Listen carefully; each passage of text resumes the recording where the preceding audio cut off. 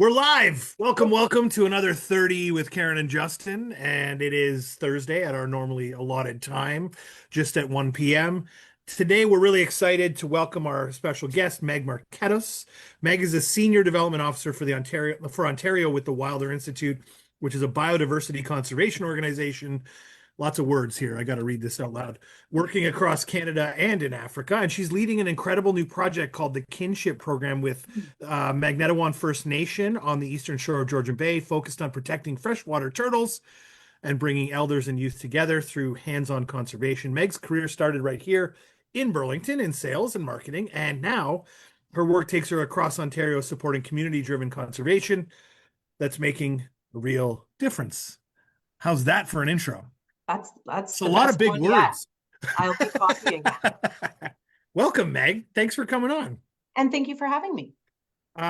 So just to begin, I thought I'd really just ask, who are you and what's the Wilder Institute? Let's talk about it.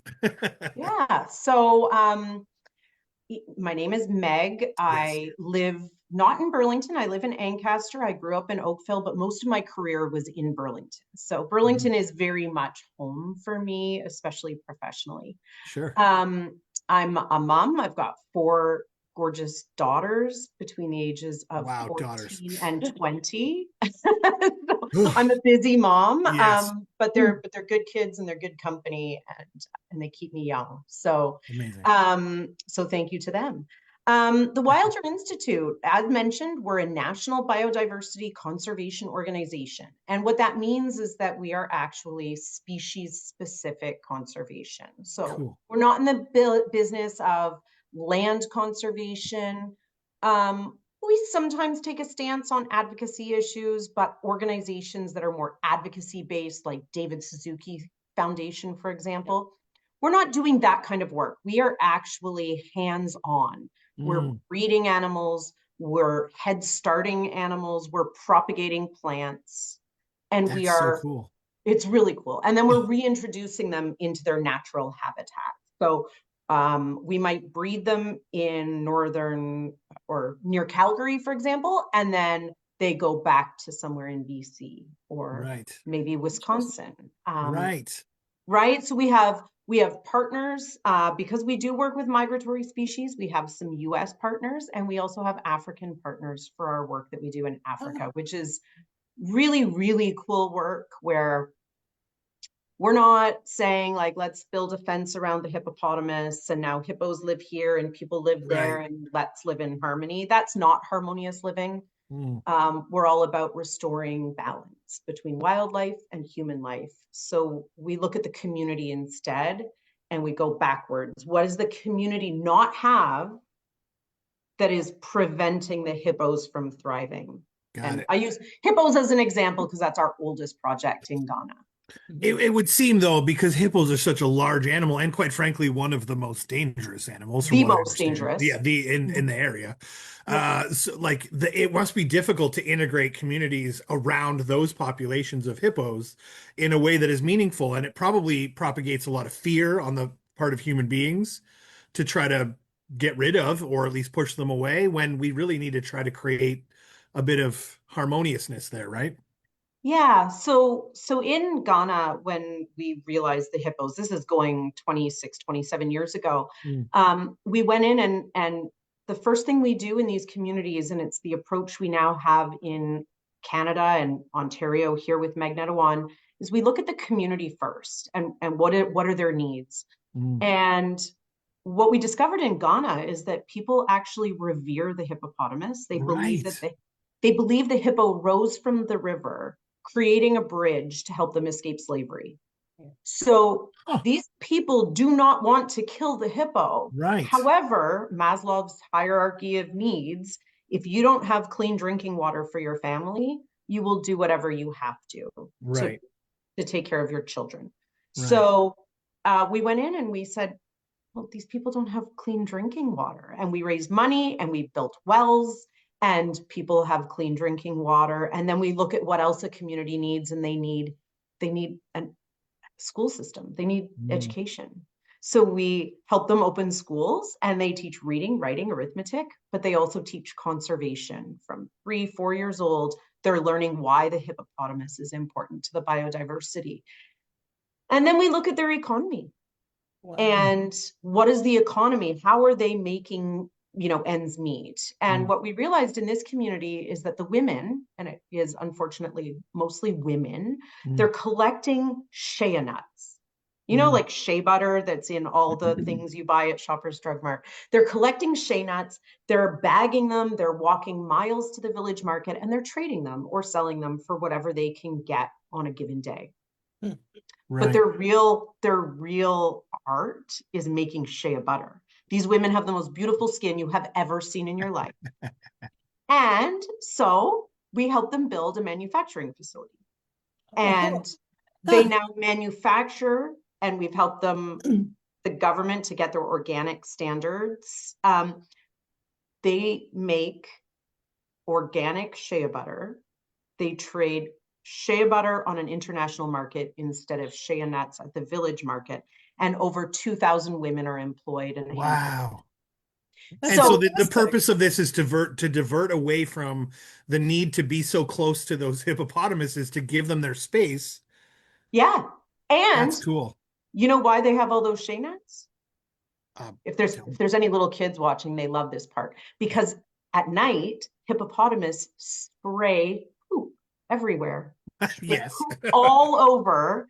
And that is what makes this area so abundant in shea trees. Oh, that's interesting. So it's that full circle moment It's like a fertilizer. yeah, It's a this feeds fertilizer, this, which exactly. feeds this. That's so cool. Yeah. That is so cool. So that's the work we do. That's called community conservation. We do it in multiple countries. We've just received a $9 million grant from Global Affairs Canada for our work in Ghana with both the hippos and the Sitatunga. And we have work in Kenya, working with mountain bongos. You can go on our website and you can see all the cool African projects that we're a part of. Gorillas, bongos. So talk to me about the Magnetawan project then, because I imagine there's something similar in that regard with relation to whatever we're talking about with that, right? So let's dive into that a little bit and see what's going on there. Yeah, so as mentioned, in Africa, we've become sort of global experts in what we call community conservation. And here in Canada, we started doing work about 32 years ago, working with the whooping cranes, which were very, very endangered, and also with the Vancouver Island marmot, which is Canada's most endangered mammal. And in those projects, we became experts in what we call conservation translocation. So that is what I said at the beginning: head starting, breeding, propagating, getting things back into their natural habitats. Right, right. And so Magnetawan is the first project of there will be many that will fall under what we call the Wilder Canada Action Plan. And this is going to be an inclusive conservation project. So when I say inclusive, we're going to layer in that work that we're doing in Africa with community, with our expertise in translocation conservation, to create an inclusive model for working with wild things. So that could be plants or animals here in Canada. Amazing. So the Kinship Program, it's called the Kinship Program, Wildlife, People, and Place is the full name. We came up with that name in conjunction with the people of Magnetawan First Nation. They started doing turtle conservation work in 2018. And a number of years later, they realized that they'd sort of reached capacity in where they could take that project. And they know that there's still so much work to be done. So we signed an MOU with them in the summer, and we are their only partner on this project, which is working with 4 species of freshwater turtles. It's important to note here in Ontario, we have 8 species, well, 8.5, because the painted turtle has 2 subspecies, the Western and the Midland painted turtle. All 8, except for that half, the Western painted turtle, all of them are on an endangered or at-risk list. Wow. So we have a considerable issue here. Turtles are really, really important to biodiversity in wetlands. And for all similar reasons as hippos, what they eat, what they dispose of, and how that helps manage those ecosystems. So by doing this work, although we're focused on turtles, we will in turn be supporting other at-risk species and inform inform other sister nations that are looking to do this similar type of work, and other organizations, and how they can make meaningful impact. So the process is roughly the same. You go back to the community and you say, what are the community impacts on the turtles? How can we change some things or add to the community to help what they're doing, help what the turtles situation is, right? Is that what I'm thinking here? Yep. And further to that, what they have realized is that they have a loss of knowledge sharing between elders and youth in their community, right? Unlike not unlike all of our kids, they're on devices, they're connected in other things, and maybe less connected to the land and the things that live on it. And so the elders and the older generations on Magnetawan are looking to have us help them with bi-directional learning between elders and youth. There's a lot that the youth can share with elders, and then there's a lot that the elders would like to make sure is passed down. Right. Which will eventually strengthen the relationship between the land and the youth as well, because they'll get to know more about where they come from. And I'll be honest, I sat with an Indigenous gentleman recently, just in an appointment, and we had a pretty deep conversation about the way things are when it comes to the things they believe, and the way that their sort of hierarchy is, and so on and so forth. And it was very interesting conversation. But there's one thing I took from it, is that we're talking about generational love for the planet and what the planet gives them.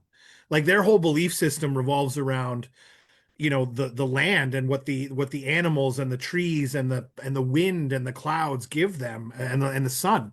It's a very interesting system. And so it's in a way sad to hear that the youth would be losing that love for those things, because in a way, from someone who's not super religious, it was lovely to hear such a spiritual mindset that wasn't governed by one god of things that made this. You know what I mean? It was a much more widely broken down system.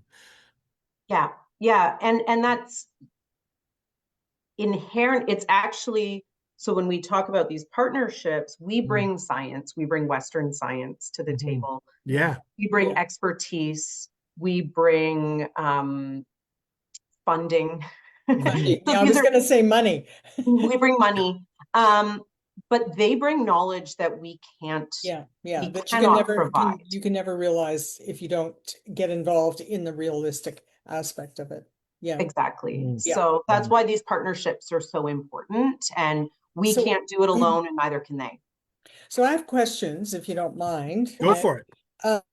So let's go back to Africa. So how long did that take you to actually develop that whole project from beginning to the factory?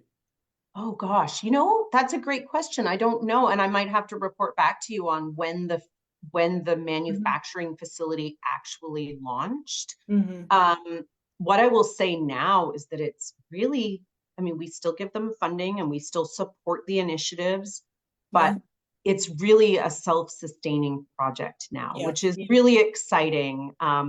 It's absolutely amazing, because I've done work with Rotary in Africa and in Guatemala and in El Salvador. And it's funny because it takes so much time and funding, and you find out that you've satisfied one situation, and then you find out there's another issue that you need to resolve, like schools, for instance. And I'm a true believer of funding for children and schools in third world countries and things like that, right? I love that.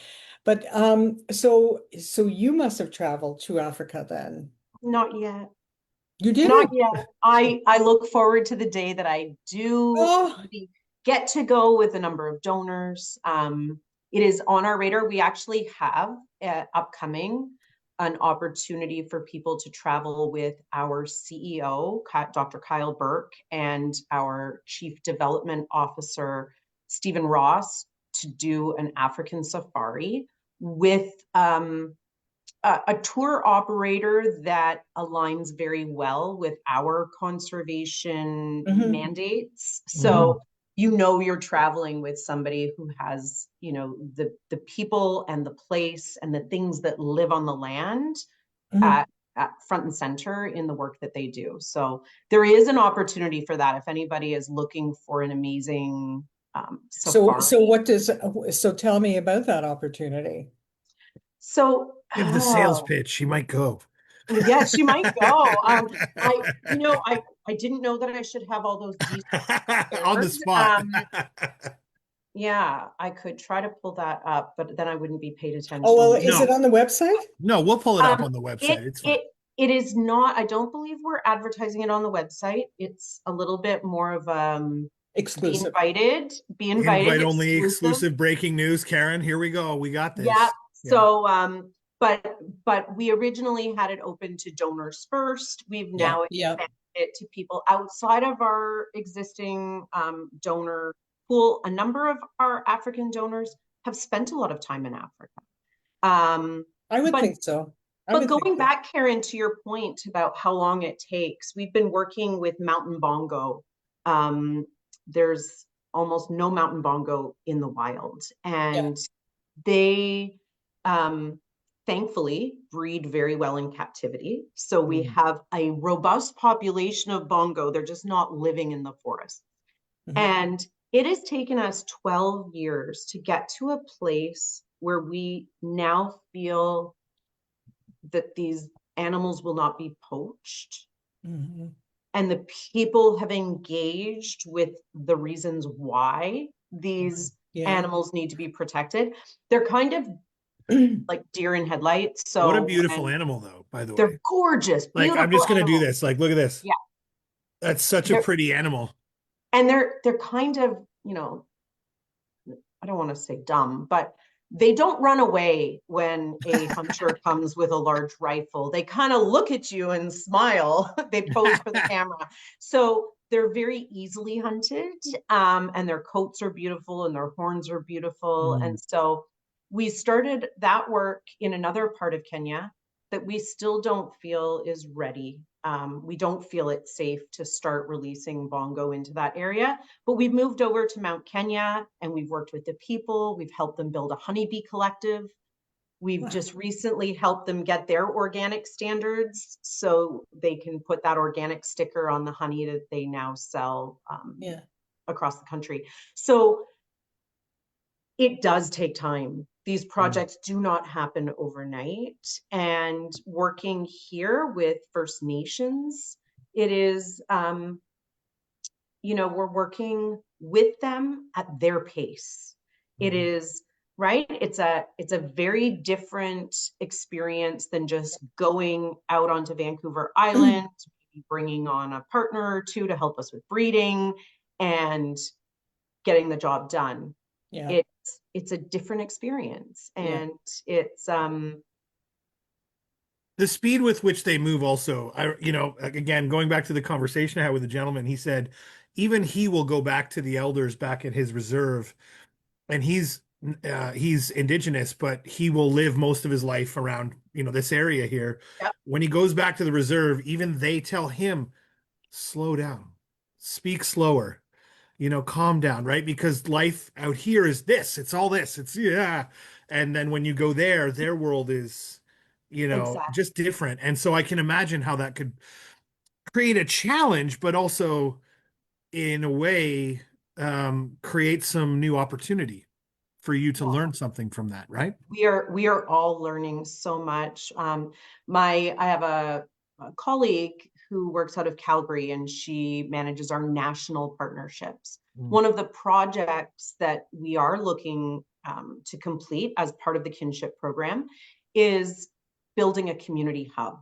So this is going to be a place where we're breeding turtles, where people can gather together and do that knowledge sharing, where they can host sister nations to come and learn about turtle conservation and share that information. And so my colleague has been working very closely with a couple of potential corporate partners.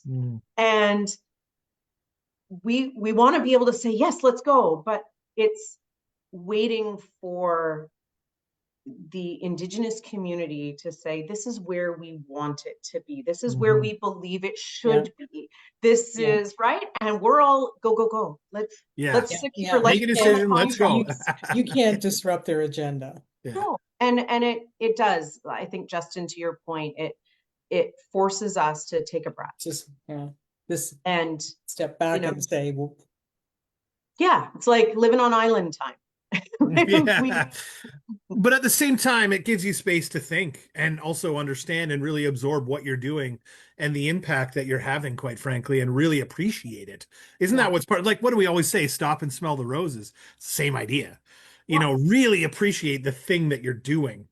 And really appreciate the decisions that are being made are heavy weighted decisions that will affect many people and many species and so on. And for generations.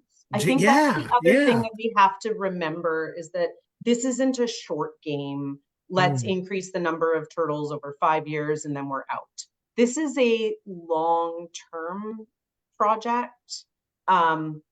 We hope to see some impact on year one. So this June we'll be collecting turtle eggs, and turtles aren't super smart about where they lay their eggs. They tend to lay them on the side of roads where the little hatchlings come out of their shells and get hit by cars. So we are looking to make an impact right out of the gate, but the long-term impact of the knowledge sharing, of increased turtle numbers, of community understanding the importance of these animals and the biodiversity, it's a long game.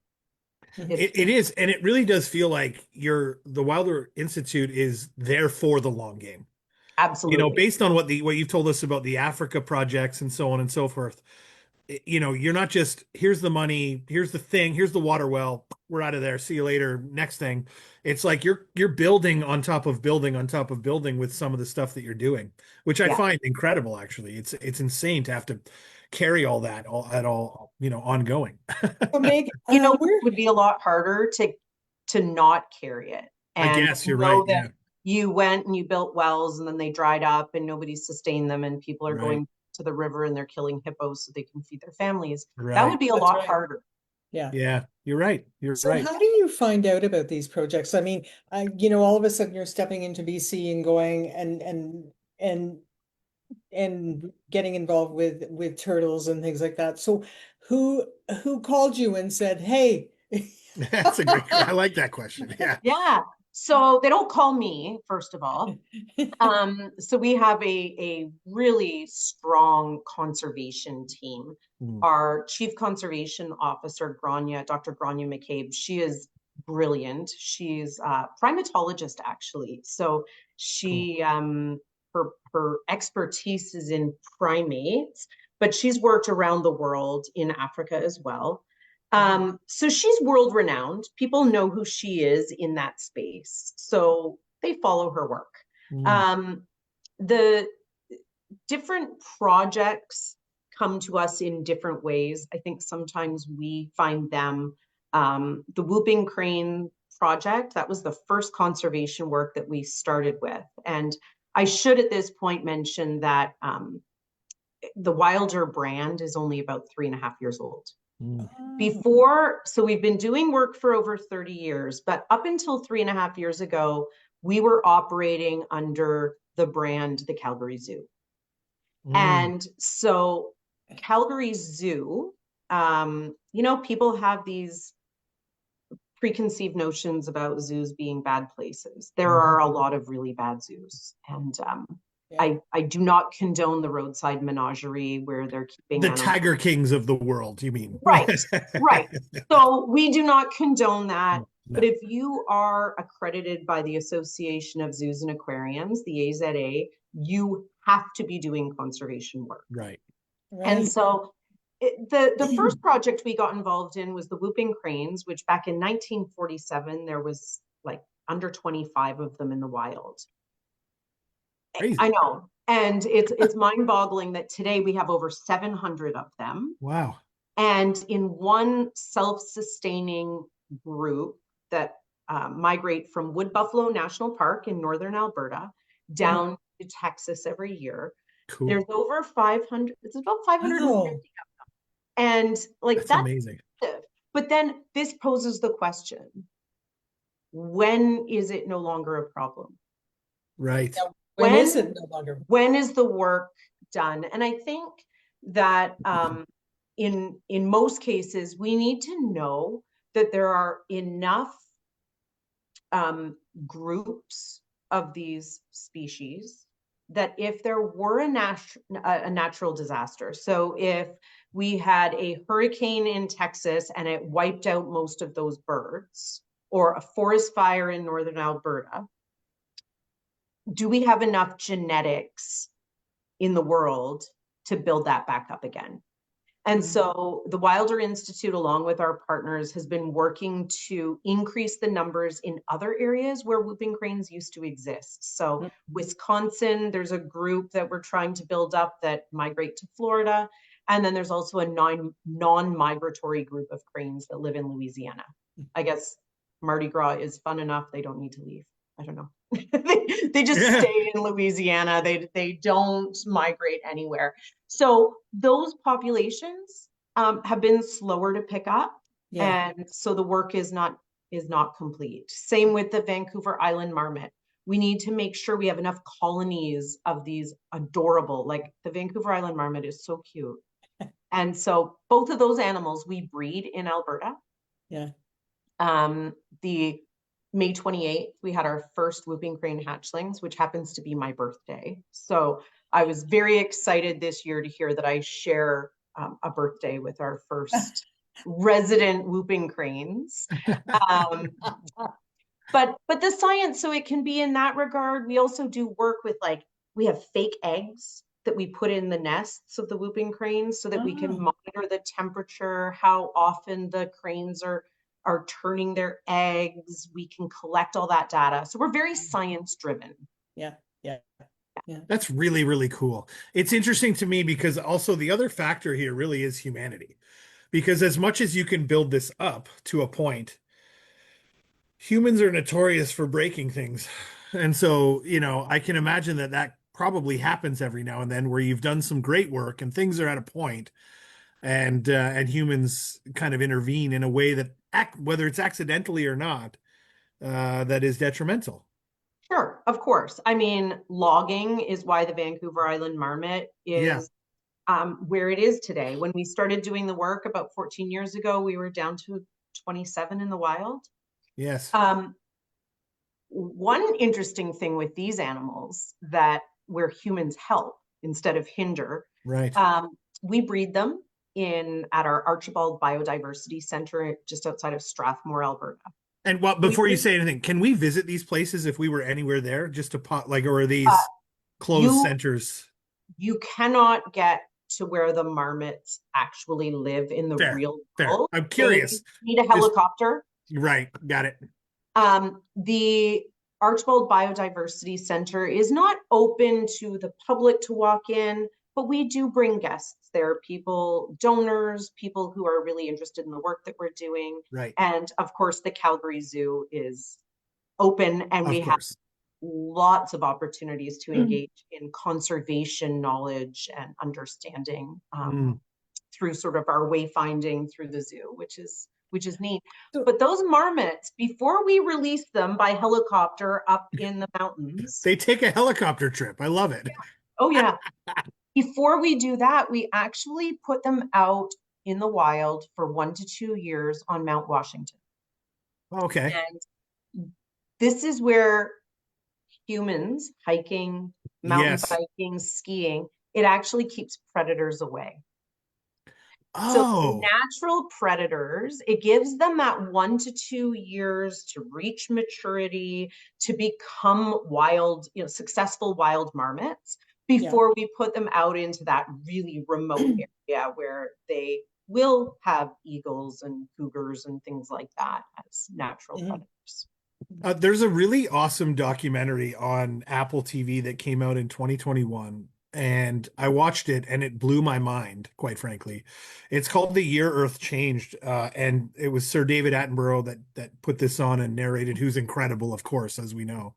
And literally it was as soon as COVID shut everything down in 2020, this team sent photography. For some reason, they had this brain wave to go, let's send out videographers all over these places where humans are notorious for, intervening or interfering or whatever with the animal population. And it really what's that? As tourists. As tourists, and otherwise, just in general, but it really highlighted the way that humanity interacts with the animal kingdom, quite frankly. And one of the most impactful ones that I saw was the cheetahs on the African plains. When they have these cheetahs, mama goes out and hunts, brings down a prey, and then the whole thing is if mom leaves the prey there, other animals are going to take it.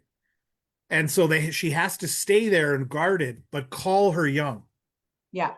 But up to a point, now the one thing that most people pay for on these tours is to see a cheetah take down an animal. Right. And because it's incredible, apparently, like live. It's unreal. And so all these trucks are around. And mom is calling out, forgive me. However the noise is. The babies can't hear. That's exactly what they sound like. Yeah, I'm going to go with it. I love that. The babies can't hear, and the babies don't come because of the noise of the truck and the mom standing over the thing. Wow. COVID happens. All the tourists are gone. The cheetah population skyrockets because instead of one of every three surviving, basically 3 of every 3 are surviving. So my point in asking you that question about human intervention would be, one, I mean, within your projects, did you see any fluctuations of some of these creatures throughout COVID when things were basically, don't go anywhere, don't do anything? And 2, I mean, I just love the idea that you as an organization are really working so hard to integrate these human moments with these animals, because this is the important piece, is that we have to share this planet together. We're not just some sort of bigger species that shouldn't give a shit about, because if one of those things disappears, all this stuff over here could go completely wrong. Yeah. Which I think is the biggest impact as a whole that we need to remember. I don't think people realize that. No. Whether it be snakes or bears or whatever, it's quite incredible that that the average person doesn't understand that. Right. But don't we find it interesting that we had an influx of coyote attacks over COVID? Like, why do you think that is? Because these animals flourished, skunks flourished, but bunnies flourished. They weren't getting run over as much, stuff like that. And now coyotes are there to manage that population. Now they're flourishing because there's more of those things. More coyotes means more attacks. You know what I mean? So all of it kind of plays together. It's a numbers game. And quite honestly, I don't have any specific stats on what happened with the animals that we work with, but the human piece is really important to think about. And where we work with our Sitatungas in Ghana, the people in this area had always relied on ecotourism. So yes, it's, COVID is good maybe for wildlife, but it might be really bad for people. Yeah. And so that's where we're working with them on citronella. So they have the opportunity to produce citronella. And so this will protect them economically if we have another pandemic. They've had Ebola on top of COVID. Ecotourism is not a reliable source of income for these communities. So that's another piece of it. And I think, some people will look at us and criticize we take money from oil and gas. But guess what? Mining, oil and gas, we need these things to build our roads, to have our hospitals, to create housing. We are not an organization that is anti-development or anti mining natural resources, but let's make sure that we do it smart, let's do it right, and let's restore that balance between human life and wildlife. Yeah, so now let's help guide these companies in their decision making too, right? Yeah, and helping people understand also the financial impact. So biodiversity, if you think about something as simple as a bumblebee, and we know that this is like one of these amazing creatures that impacts so much. But here in Canada, our agriculture, like that industry is enormous.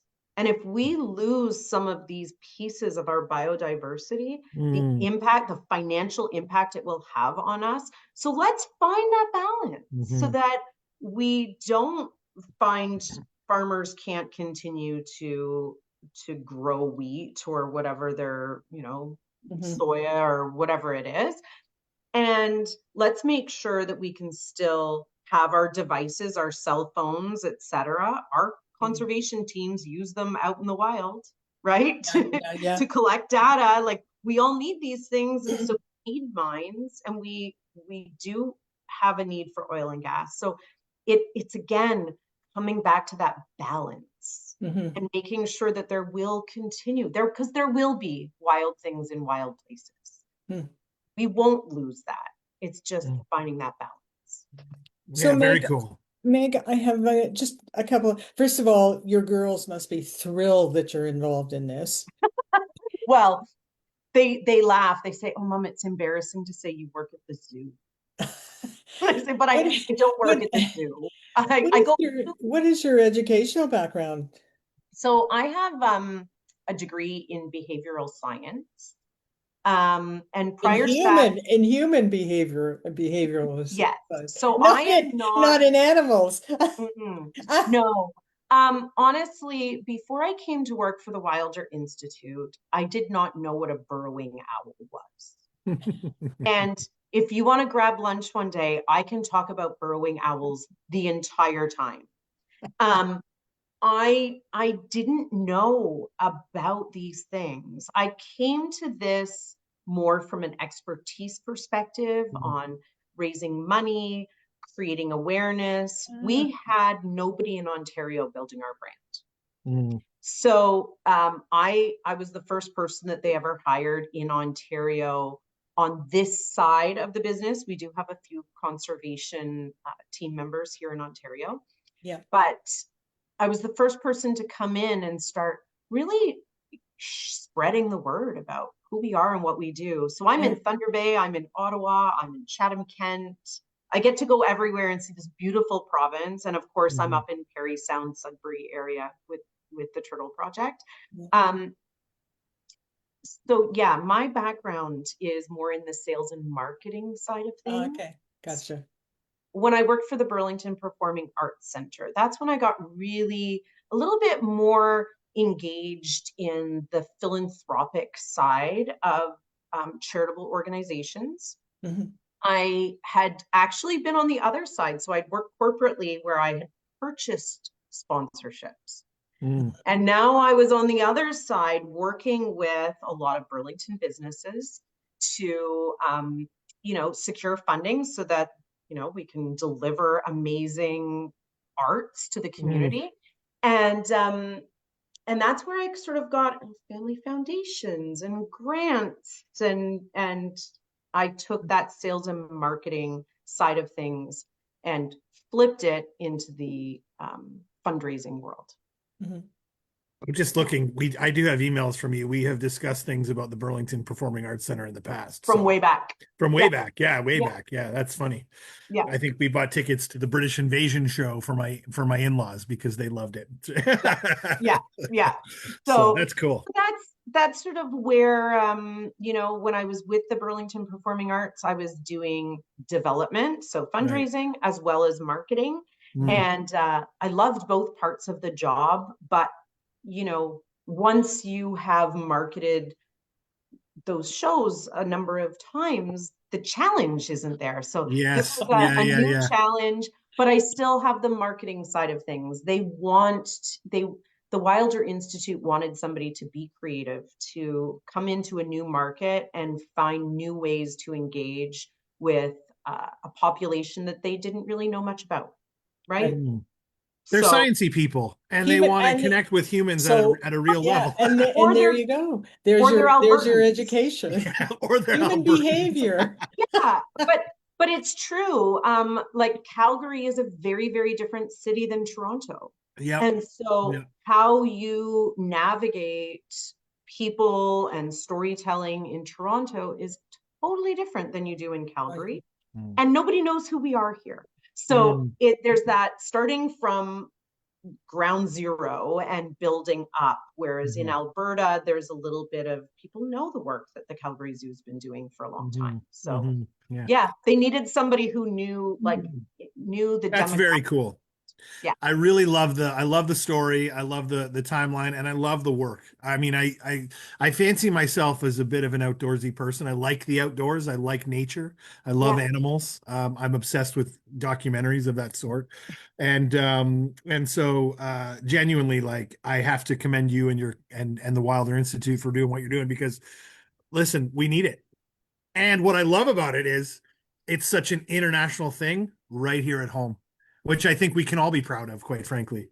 Yeah, it's exciting to have a project here in Ontario, and I realize it's not right in Halton or Hamilton, but the number of people that live in this area that enjoy the Georgian Bay shoreline, the Muskoka region, the township of Archipelago, that whole area, it does impact us. And we do enjoy what those places, like, imagine going kayaking or canoeing in Georgian Bay and not seeing a turtle. It would be weird. It would be weird. That's the excitement, is going out and oh, I scared the turtle and he jumped into the water. 100%. 100%. Yeah, I love it. We want to keep that alive so that we can cottage and enjoy nature and continue to see those wild things in those wild spaces. That's cool. Well, thank you, Meg. So It's been amazing. Thank you. Like, thank you. I love this. I just think you're great, and this project is amazing. And we'll put all the links below. I'm assuming Andrea will have already maybe even put the donation. There's donation links, I'm sure, on your website, I imagine. There is. Yeah. Yes, So we have funding from governments and other companies, but us humans need to help each other and help this out too, because this is a really cool, especially the Ontario project, homegrown project to help our own community. So yeah, and I'm here. So if anybody wants to learn more, I'm awesome. Coffee, lunch. What was the owl? What was the owl we want to talk about? The burrowing owl? We got to talk about the burrowing owl. Let's have lunch and I'll tell you all about her. They're so cute. Oh, they're so cute. Very, very good. Thank you, Meg. Thank you, Meg. Thank you. It was lovely that you came on for us. Yeah, Thank you. Thank you both. That was wonderful. See everybody next week. Have a great day. Bye. Bye.